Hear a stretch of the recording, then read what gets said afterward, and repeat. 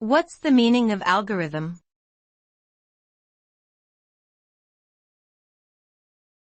Algorithm.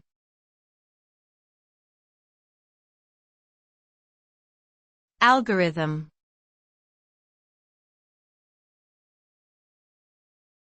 Algorithm.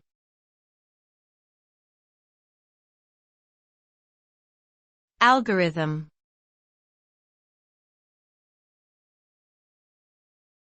Algorithm.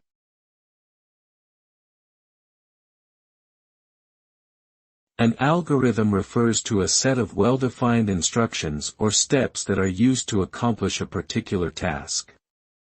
This can include solving a mathematical problem, performing a complex calculation, or completing a specific computer program. The result of an algorithm is that it produces an output or solution that can be verified as correct or incorrect.